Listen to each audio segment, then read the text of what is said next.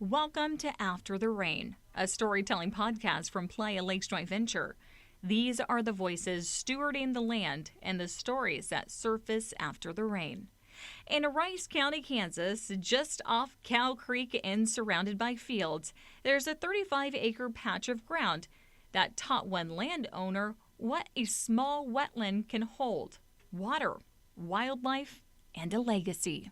I lived in Olathe, Kansas, and in 1987, I was going out there on business once a week, and I saw an ad to lease this property for duck hunting. So it was just kind of out there surrounded by farmland, and I leased it maybe for 2 years, and I asked the people if I could buy the property. So we've owned the property 38 years.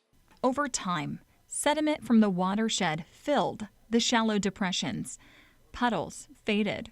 The birds came less often. Greg didn't want to sell, and he didn't want the wetland to disappear. So he looked for a way to restore it. I wanted to do something with the property. I didn't want to sell it. And my son and I came out one year, and it might have been 5-6 years ago, when you had massive rain. And my son was interested in deer hunting, but we camped on the property for 2 days, and every morning we must have heard 70 ducks fly over our tent. You know, we'd pick up maybe 50, 60 birds in different parts of the property. And at that point, I said, I really want to put it into some type of program to really improve the wetlands. They told me to reach out to NRCS, and that was in December of 2021. And my application was due, I think, the 7th of January that next year. So I had to do a lot of paperwork to get involved. Greg dove in.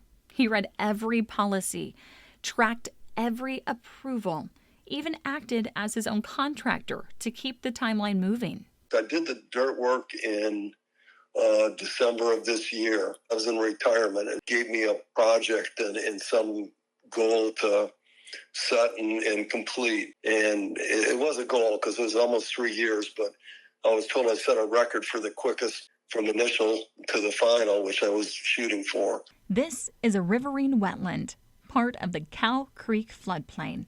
Restoring those shallow basins means water can spread out, slow down, and soak in. Habitat returns, and neighbors benefit when water stays where it should.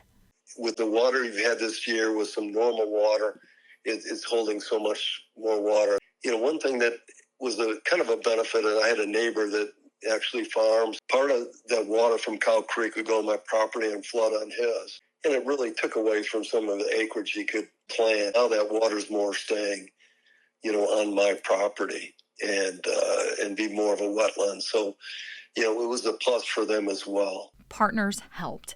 The Natural Resources Conservation Service, Ducks Unlimited, and a North American Wetlands Conservation Act grant. And when a practical problem popped up, what to do with hundreds of cubic yards of excavated soil, neighbors stepped in. One hurdle I had is but they didn't have anywhere to take the dirt to make these shallow depressions. They piled, say, 600 to 800 cubic yards of dirt that they had to take off my property.